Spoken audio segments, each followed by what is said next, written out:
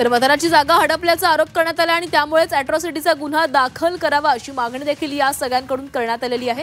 जोवर आमची जागा आम्हाला परत दिली जात नाही तोवर आम्ही हे आंदोलन सुरू ठेवू असंही त्यांनी बाईट करतो। पैशांचं काही आवागमन झालंय मी सांगितले दुसऱ्या विभागाने त्याबद्दल चौकशी अनुषंगाने आमच्याकडे फिर्याद दिलेली आहे। ते कागदपत्र सगळे प्रकारचे अवलोकन केल्यानंतर या तपासाचे पुढची रूपरेखा ठरवण्यात येईल। ह्या कंपनीचे 99% भागधारक हे पार्थ पवार आहेत। सर ते डोळसच्याबद्दल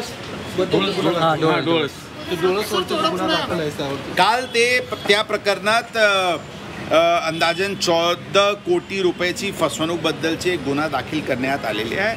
आज क्राईम ब्रांचची पथकनी काल रात्री आज सकाळी नाशिकवरून 3 आरोपी यांना ताब्यात घेतलेले आहे। ते आरोपी यांना इथे आणण्यात येत आहे। त्यांचे इंटरोगेशन आणि पुढील कारवाई ईओडब्ल्यू कडून होणार आहे। तपास ते पण ईओडब्ल्यू कडे। कोणाला ताब्यात घेतलंय सर? ताब्यात कोणाला घेतलंय? त्यांचे नाव काय? जे 3 आरोपी FIR मध्ये नमूद होते त्यापैकी 3 आरोपी यांना ताब्यात घेण्यात आलेले। नाव ऑलरेडी FIR मध्ये आहे। 3 नाव सांगत वेदिका पण 3 लोक। तर हे होते पुण्याचे पोलीस आयुक्त अमितेश कुमार यांनी त्यांनी संदर्भात प्रतिक्रिया दिलेली आहे की आमच्याकडे तक्रार आलेली आहे आणि तक्रारीनुसार आम्ही गुन्हा देखील दाखल केलेला आहे।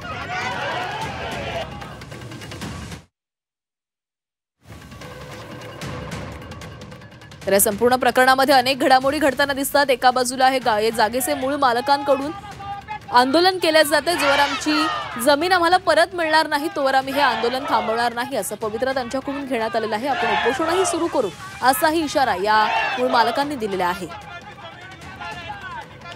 तर आतापर्यंत 3 जणांवर गुन्हा दाखल करण्यात आलेला आहे।